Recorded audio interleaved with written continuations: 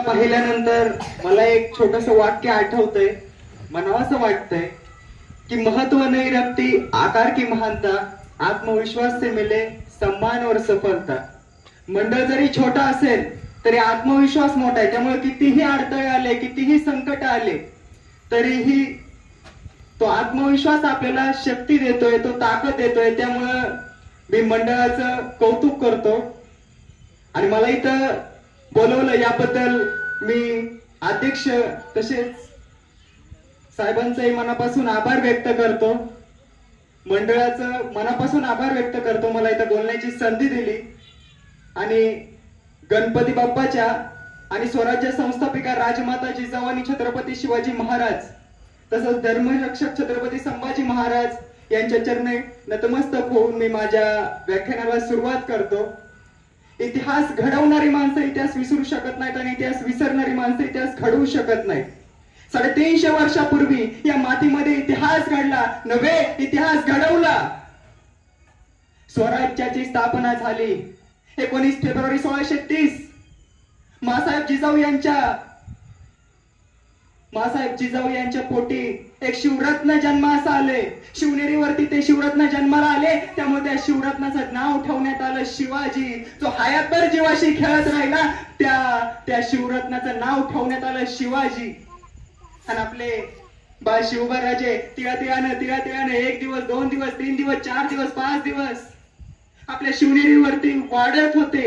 1 वर्ष 2 वर्ष 3 वर्ष 6 वर्ष शिवबराजे शिवनेरीवरती होते। आणि ज्यावेळी 6 वर्षाचे झाले त्यावेळी मासाहेब जिजाऊंवरती शहाजी राजांनी जहागीर सोपवली आपली पुण्याची पूजा करायचे आणि यासाठी मासाहेब जिजाऊंनी छोटंसं मंत्रिमंडळ हाती घेतलं आणि निघाला या पुण्याच्या दिशेनं। पण ज्यावेळी मासाहेब या पुण्याच्या दिशेनं निघाला त्यावेळी आदिलशाही फौजेने पुरं चिरचिराट करून टाकलेलं आहे पुणे। काळ बकास पुण्यावरनं गाढवाचा नांगर फिरवलेला हे पुणे आणि हेच गजबसायला पुणे, हेच पुन्हा गजबसायला महासाहेब निघाल्या त्या पुण्याच्या दिशेनं। महासाहेब बघता जवळ आल्या, आणखीन जवळ आल्या, बघता या पुण्यामध्ये पोहोचल्या आणि पाहता इथं काय त्यांनाही कळेना, प्रश्न पडला अरे आपण नक्की पुण्यातच आलोत ना। आणि त्यावेळी मासाहेबांनी आपल्या मावळ्याला मंत्रिमंडळातल्या एका मंत्र्याला सांगितलं जा बघून या हे पुणेच आहे की दुसरं काही कोणतं गाव आहे। त्यावेळी तो जाऊन आला आणि कळालं की खरंच हे पुणे आहे। आणि त्यावेळी मासाहेबांना कळालं की या पुण्यावरती आदिलशाही फौजेने हमला केला, चिरचिराट करून टाकला, गाढवाचा नांगर फिरवला या पुण्यावरती। लोक बाटवली, स्त्रियांची आबरू लुटली गेली, रक्ताच्या चेकांड्या आक्रोश किळकोळ्या, चौहीकडे मृतांचा ढीग पडलेला दिसू लागला। आणि त्यावेळी मासाहेबांनी काही पळत असणाऱ्या लोकांना पकडून आणलं, त्यांना विचारलं कुठे सगळी लोक कुठे गेली। त्यावेळी मासाहेबांना कळालं की ती सगळी लोक आपला जीव मुठीमध्ये घेऊन लांब दूर दऱ्याखोऱ्यांमध्ये राहत आहेत। आणि त्याच लोकांना घातली जिजाऊनी संगत, या या या या या वापस या, पुण्याचं गजबजायला सुरुवात करा, आपापल्या घरात चला। त्यावेळी लोक म्हणली कोणाच्या भरोशावरती यायचं, कोणाच्या भरोशावरती यायचं। त्यावेळी मासाहेब जिजाऊ म्हणल्या तुमच्या शिवराजांच्या भरोशावरती यायचं, तुमच्या शिवाजी महाराजांच्या भरोशावरती यायचं। आणि त्यावेळी लोकांनी बोट केलं ते या पुण्याच्या मातीमध्ये रवल्या गेलेल्या पहारीकडे। पहार रवली गेली होती, तुटकी कवडी लिंबू उतरून टाकला आणि सांगितलं जो कोणी या मातीमध्ये वस्ती करेल त्याचा निर्वंश होईल। आणि याच भीतीने लोक लांबदूर पारगंध झालेली, जीव मुठीमध्ये घेऊन राहायला लागलेली, सरकीने पुढे सरल्याची जाऊ ती पाय उपसली, दिली फेकाटून, म्हणल्या मी राहीन या पुण्यामध्ये, झाला तर झाला माझा निर्वंश। आणि त्या दिवसापासून मासाहेब जिजाऊ या पुण्यामध्ये राहायला लागल्या। 1 दिवस 2 दिवस 3 दिवस बघता महिना झाला, लोकांच्या मनामध्ये प्रश्न पडू लागला अरे मासाहेब राहते तर आपण का नाही राहू शकत, मासाहेबांना जर काही होत नसेल तर आपल्याला का होईल, चला वापस चला। बघता हळूहळू पुन्हा गजबजायला लागलं, एक करत माणूस येऊ लागला, राहायला लागला। पण पुन्हा एकदा प्रश्न पडलाच, याला घरात तर आलो दारात तर आलो, पण खायचं काय प्यायचं काय, शेती करावी पेरायचं काय आहे काय आपल्याकडे। त्यावेळी माझ्या महाराष्ट्रामध्ये पहिली सहकारी संस्था बाहेर आली, त्या संस्थेचं नाव होतं स्वराज्य आणि या स्वराज्य नावाच्या संस्थापिका होत्या माझ्या राजमाता जिजाऊ। या स्वराज्य नावाच्या संस्थेतून बिबेने दिली, खतपणा दिलं, बैलजोड्या दिल्या, बघता शेतकरी शेतामध्ये नांदू लागला, मोत्यासारख्या पिकांची कणसही लगू लागली। पण परत शेतकऱ्याच्या काळजामध्ये कळ उडाली की अरे मासाहेबांनी सगळं दिलं आपल्याला, मोत्यासारख्या पिकांची कणसही लगलगू लागली, पण त्या लांबदूर दऱ्याखोऱ्यांमधली रानटी जनावर येऊन शेतामध्ये पुरा हायगोज घालायला लागली, पिकं पायाखाली नासू लागली, पुरा नाश करू लागली. त्यावेळी शेतकरी धावत धावत मासाहेबांकडे गेला. मासाहेबांना म्हणला, मासाब मासाब मासाब मासाब, ती लांबदूर दऱ्याखोऱ्यांमधली रानटी जनावर पुरा शेतामध्ये हायगोज घालतात, मासाब काहीतरी करा. आणि त्यावेळी मासाहेब जिजाऊनी राजकारण खेळलं. एका धोंड्यात 2 पक्षी मारले जिजाऊनी. प्रत्येक गावागावात दौंडी पेटवली की जो कोणी शेताभोवती पहारे घालेल त्या प्राण्याची मुसकी आवळून शेपटी तोडून आम्हाला दाखवायला आणेल त्याला सोन्याचं कड दिलं जाईल. आणि बघता बघता रातोरात तरुण मंडळी बाहेर पडली, शेताभोवती पहारे घालू लागली, त्या प्राण्याची मुसकी आवळायला लागली, शेपूट तोडून मासाहेबांना दाखवून सोन्याचं कड मिळवायला लागली. एका दोंड्यात 2 पक्षी मारले जिजाऊनी. एक शेताचं संरक्षण आणि 2 आपल्या स्वराज्यामध्ये तरणीचे गणबाण पोरांची मंडळी आपोआप तयार झाली. 2:30 प्रहर होता. लाल महाल स्तब्ध साखर झोपेत. आणि त्यावेळी 2-3 पोरांच्या चिलबिलेटाचा आवाज येऊ लागला. तसा भारेकरी धावत धावत गेला. त्या पोरांना दाब टाकत विचारायला लागला, काय र, कोण आहेस आणि इतक्या रात्रीचं काम काय? त्यावेळी ते पोर बोलला, हो तुम्ही तुम्ही तुम्ही तुम्ही दौंडी दिलती ना की जो कोणी शेताभोवती पहारे घालील त्या प्राण्याची मुसकी आवळून आणेल त्याला त्याला त्याला त्याला सोन्याचं कड दिलं जाईल. एका जनावर घेऊनच आलोय ना. पहारेकरीने एकदा त्या पोराकडे बघितलं, त्याच्या पाठीवरच ते जनावर बघितलं, म्हणला, अरे सकाळी की मासाब झोपल्यात, मासाब झोपल्यात, मासाब झोपल्यात. ते पोर म्हणलं, नाही नाही मी मासाहेबांनी भेटल्या बेगर जाणार नाही. तू म्हणला, अरे मासाहेब झोपल्यात आता, उद्या सकाळी की. पण पोर म्हणलं, नाही नाही मी मासाहेबांनी भेटल्या बेगर जाणार नाही. पोरग हट्टाला पेटलं, मासाहेबांनी भेटल्या बेगर जाणार नाही. आणि हाच आवाज लाल मला मारलं की पुढे गेलं. मासाहेबांना म्हणायला लागलं, मासाब मासाब मासाब मासाब, तुम्ही तुम्ही तुम्ही दौंडी दिलती नव की जो कोणी त्या शेताभोवती फारे घालल त्या प्राण्याची मुसकी आवळून शेपूट तोडून दाखवल त्याला त्याला त्याला सोन्याचं कड दिलं जाईल. हे काय जनावर घेऊनच आलोय नव. मासाहेबांनी त्या पोराकडे बघितलं आणि मासाब म्हणल्या, अरे आम्ही दौंडीत हे सुद्धा सांगितलं होतं की अख्खा जनावर आणायची गरज नाही, शेपूट तोडून आणलं तरी चालेल. आणि काय र, सकाळी आला असतास तर आम्ही तुला सोन्याचं कड दिलं नसतं. हे ऐकल्या बरोबर त्या पोराच्या डोळ्यातून पाणी उकळू लागलं. हुंका फुटला. ते हुंका आवडत मासाहेबांना म्हणाला, मासाब सोन्याचं कड मिळाव म्हणून नाही आलो मासाब, मासाब सोन्याचं कड मिळाव म्हणून नाही आलो मासाब, तुमच्या कौतुकाची थाप माया पाठीव पडावी म्हणून आलो मासाब. सोन्याचं कड नको. तसं मासाहेबांनी कवटाळलं, त्याला विचारलं, काय रे तुझं नाव काय? त्यावेळी त्या पोराने नाव सांगितलं, तानाजी मालुसरा उंबरट गावचाजी. आणि त्या दिवसापासून जो काय ताना मासाहेबांचा झाला तो मरेपर्यंत स्वराज्याचाच राहिला.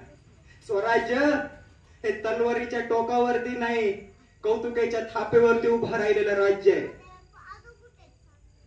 आपण संस्कार काय असतात बघा.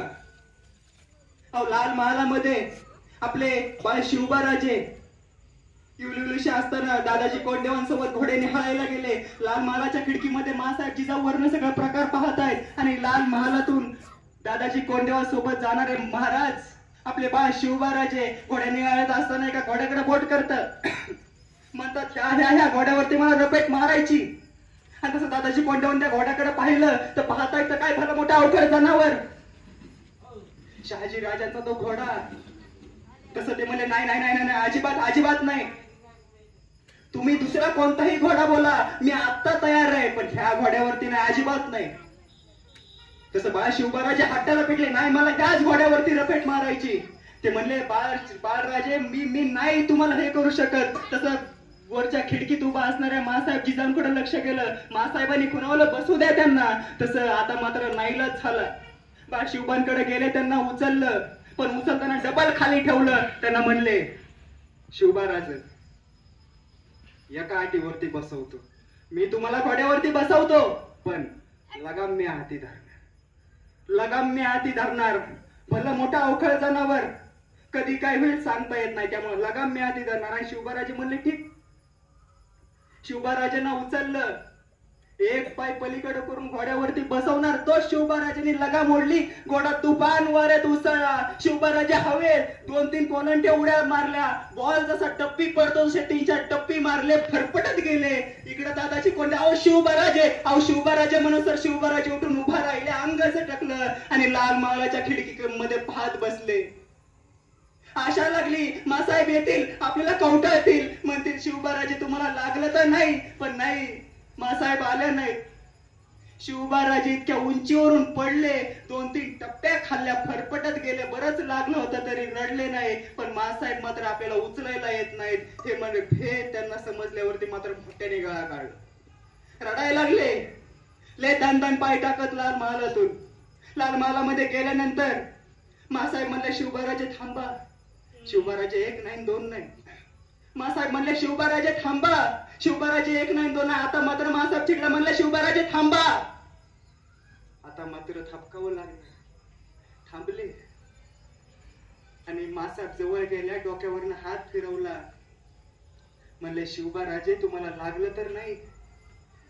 आता मात्र शिवबाराजे ओरडले, आता कशाला ओळता, आता कशाला कवटाळता, आता कशाला विचारता. आम्ही जेव्हा पडलो, इतक्या उंचीवरून पडलो, आम्हाला वाटलं होतं तुम्ही येताल, आम्हाला विचारता शिवबाराजे लागलं तर नाही, मग आता कशाला विचारता. त्यावेळी मासाहेब जिजाऊ म्हणल्या, शिवबाराजे उचलायला कोणी असेल ना, पडणाऱ्याला जोर येतो. आणि तुमच्या हातून तर स्वराज्य घडावं. मग तुम्हाला जर आमच्या आदराची गरज लागत असेल तर उपयोग काय. उचलणारा कोणी असेल ना तर पडणाऱ्याला जोर येतो. आपली आई काय करते, अंधारात चाललंय जाऊ नको, भूती बाबा आहे. इकडे चाललंय जाऊ नको, भूत आहे. तो बाबा भूताला इतका घाबरतो, 4 लेकराचा बाप झाला तरी भूताला घाबरतो. स्वतःच्या लेकराला म्हणतो जाऊ नको, भूत आहे तिकडं.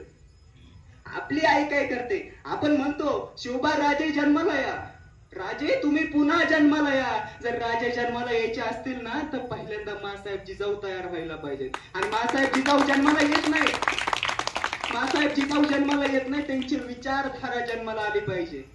त्यावेळी छत्रपती शिवाजी महाराज घडतात, त्यावेळी छत्रपती संभाजी महाराज तयार होतात. या स्वराज्यावरती सगळ्यात मोठं संकट आलं ते अफजल खानाचं. पहिलं सगळ्यात मोठं संकट अफजल खानाचं. आणि 6 महिने आधी महाराजांचं नियोजन सुरू झालं, पण अफजल खान आला, तो काही शांत नाही आला. आपल्या देवदेवतांची मंदिरं फोडत आला, आपल्या गायांना मारत आला, लोकांना डोकं पाठवत आला, आया बहिणींची आबरू लुटत आला, प्रत्येक गाव उद्ध्वस्त करत आला, शांत नाही आला. एवढंच नाही, आपल्या तुळजापुरामध्ये आला आणि कुणीतरी सांगितलं हीच ती भवानी, हीच ती मराठ्यांचा अभिमान स्वाभिमान, हीच ती. हे ऐकल्या बरोबर ती अफजल खानाच्या तळपायाच्या मस्तकाला गेली. ह्या भवानीसाठी, ह्या भवानीच्या आधारावरती लढतो काय तो. आणि त्यावेळी म्हणला आता हिला सोडणार नाही. हातामध्ये खान घेतला, मंदिरामध्ये गेला, मंदिराच्या आतमध्ये पाऊल टाकणार, तो सगळा महातांडव त्याच्या डोळ्यासमोर आला. शिवबाने हे केलं, त्या डोंगरातल्या त्या उंदराने हे केलं, बस आता संपलं. त्या भवानीकडे बोट करत मान लागला, आता बोलव तुझ्या त्या मराठ्याला, बोलव तुझ्या त्या मावळ्यांना, बोलव तुझ्या त्या काय करू बघतोय आपण शिवबा राजाला, बोलव त्या जिजाबाईला. तुझ्या आधारावरती लढतात ना, आता तुला कोणाचा आधार आहे, बोलव त्या शिवबाला, बोलव. आणि हे बघताच, हे बोलताच त्या भवानीकडे बोट करत घनानी खाव घातला, तुळजा भवानीला तडा गेला.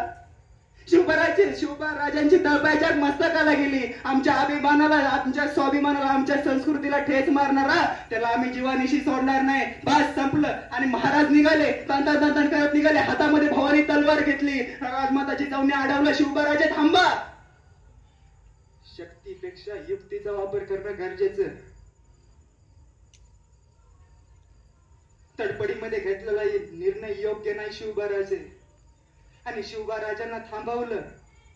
शिवबाराजे थबकले, वेट अँड वॉच, थांबले, वेळ जसा जसा शत्रू टप्पे देतोय तसं शिवाजी महाराजांनी चाल टाकली. शिवाजी महाराजांनी त्याला भेटायचं ठरवलं. प्रतापगडाच्या पायथ्याशी मोठा शामियाना उभारला आणि भेटायची वेळ ठरली. तसा अफजल खान भेटायला तयार झाला.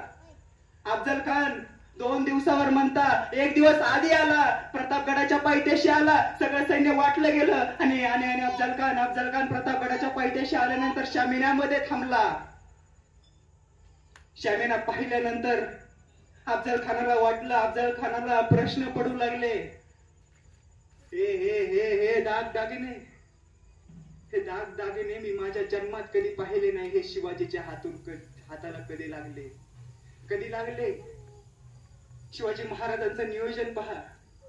महाराजांनी भेटीची वेळ ठरवली 12.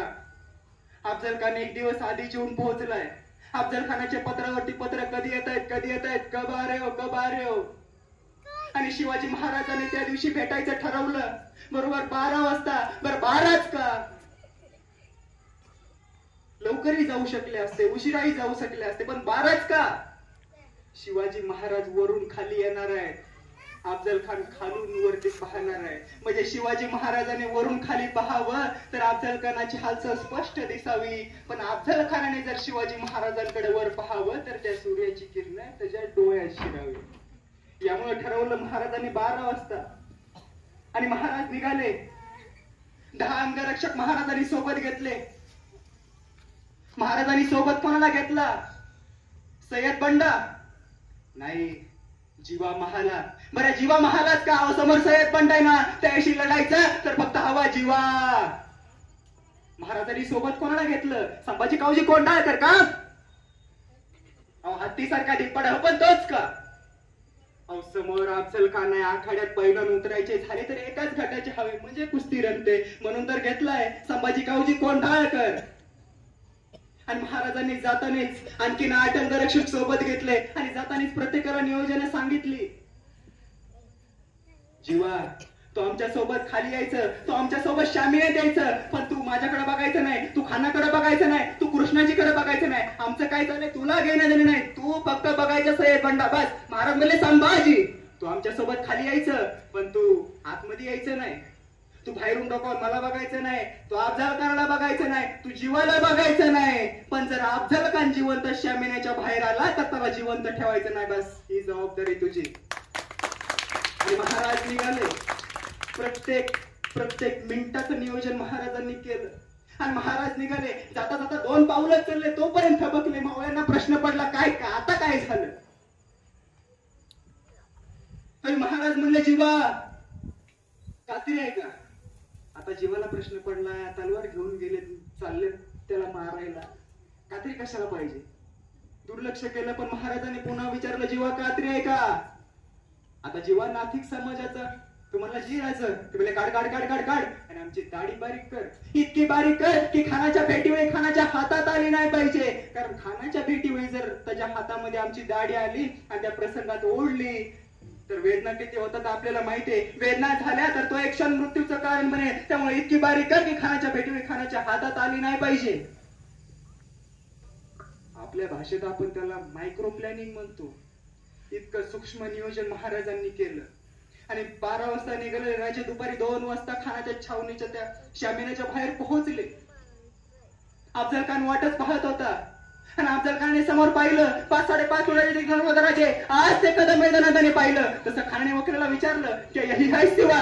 आणि खान वकिलाने मान डोलावली. यही है शिवा.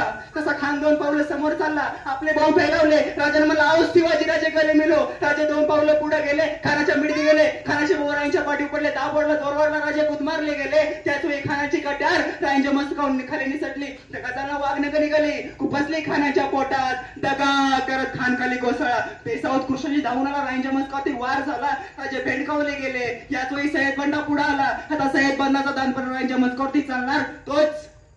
जीवा महालाच्या दानपट्ट्याने सय्यद बंडाचा वरच्यावर हात छटला गेला. आणि इतिहास फुटफुटला. होता जीवा म्हणून वाचला शिवा. एक सांगायचंय तर जीवा महालाने 1 सेकंद उशीर केला असता तर लई नाही एक सेकंद. मग जीवा महालाच्या दांडपट्ट्यानं सय्यद बंडाचा हात छाटण्याऐवजी सय्यद बंडाच्या दांडपट्ट्यानं राजांचं मस्तक छाटलं गेलं असतं. आणि मग कळतं आपल्याला महाराजांनी सोबत जीवाच का घेतला. मग कळतं आपल्याला महाराजांनी जीवाच का घेतला. हे इथं कळतं आपल्याला. जीवाच का हे इथं कळतं आपल्याला. मी जाणीवपूर्वक विधान करतो. अख्खं 50 वर्षाच्या आयुष्यामध्ये महाराजांनी एक चाल पुन्हा नाही वापरली. एक माणूस तोही पुन्हा नाही वापरली. हो, अवतीभोवती माणसं तीच आहेत, पण प्रत्येक प्रसंगामध्ये नायक म्हणून मेघ आहे. जीवा महाला तुम्हाला प्रतापगडाच्या रणसंग्रामातच मिळेल. तो पुरंदरवरती मिळणार नाही. पुरंदरवरती मुरारबाजी तिथे बाजी प्रभू असणार नाही. बाजी प्रभू पावनखिंडी तिथे तानाजी असणार नाही. तानाजी कोंढण्यावरती तिथे येसाजी असणार नाही. येसाजी कर्नाटकात तिथे नेतोजी दिसणार नाही. प्रत्येक ठिकाणी नवीन माणूस हे महाराजांचं नियोजन आहे. आणि नियोजनानुसार ठरलं सगळ्यांनी पहिली दिनी दरबारामध्ये येऊन पोहोचायचं. बघता बघता महाराज आले. पडपड एक एक एक एक एक एक एक एक अंगरक्षक आला आणि महाराजांची नजर भिरली. 1 2 3 4 5 6 7 8 9 जाताना 10 होती. एक कोण मागं राहिला. एक कोण मागं राहिला. अंगरक्षकाने एकमेकांच्या अंगावरती नजर भिरल्या आणि कुणीतरी पुटपुटलं. म्हणलं राजा राजा राजा संभाजी काऊची दिसत नाही. महाराज म्हणले संभाजी कोठे थांबला. संभाजी कोठे रुकला. संभाजी संभाजी म्हणलं धापा टाकत येत होता. संभाजीला आल्यावरती विचारलं कुठे थांबला होता संभाजी. कोठे रुकला होता संभाजी. तसं संभाजीने आपला हात वरती केला. त्याच्या हातामध्ये अफजलखानाचं मुडकं. तो म्हणला मुडकं कापाय थांबलो होतो. महाराज म्हणले संभाजी हे करायची काय गरज होती. हे आपल्या नियोजनामध्ये नव्हतं. मग तो म्हणला महाराज तुम्ही अफजलखानाच्या पोटात वाघ नका खूप बसले. म्हणलं मरते का नाही म्हणून आणलं कापून. महाराज म्हणले अरे संभाजी आम्ही जी वाघ नका अफजलखानाच्या पोटात खूप बसली त्याला जहबरी जामील विष लावलेलंच होतं. मग हे नसं धाडत का केलं संभाजी. का नाही संभाजी एक वेळी तुम्ही त्याचं मस्तक छटत असताना तुमच्या मस्तकावरती कुणी मागून वार केला असता तर काय जबाब दिला असता मी तुमच्या आईला. तुमची आई तर म्हणली असती की शिवाजीने स्वतःचा जीव वाचवला पण माझा लेक मात्र खर्ची घातला.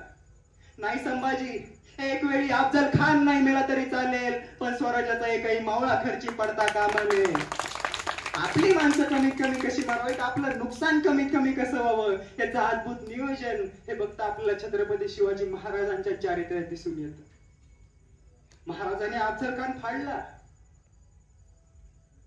10 तारखेला 2 वाजता अफजल खान फाडलाय.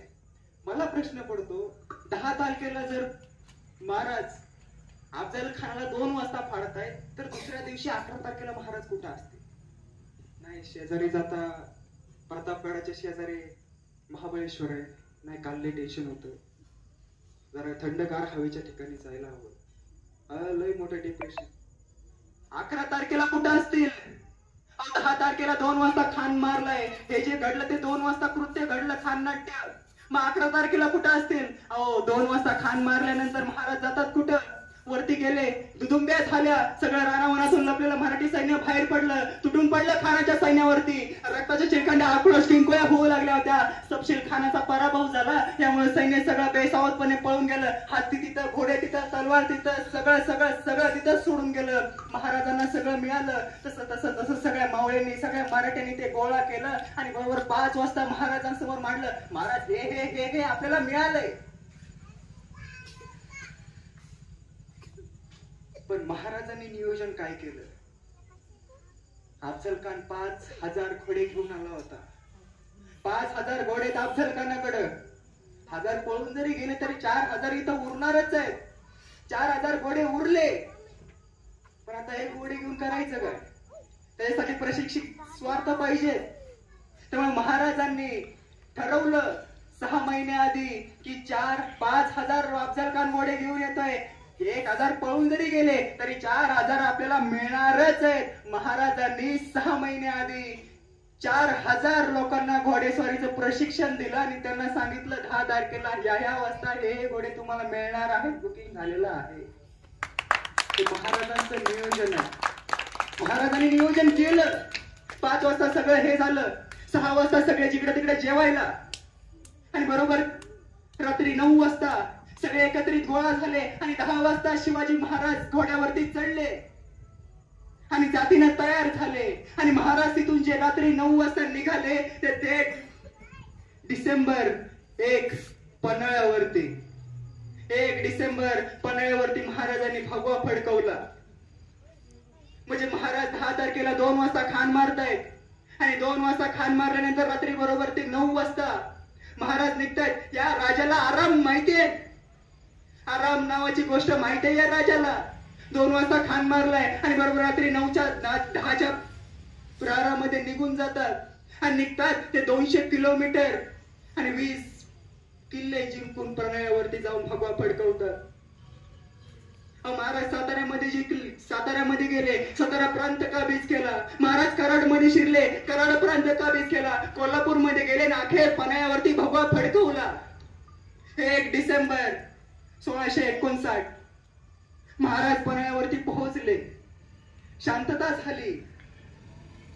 महाराज 10 तारखेनंतर फिरायला नाही गेले.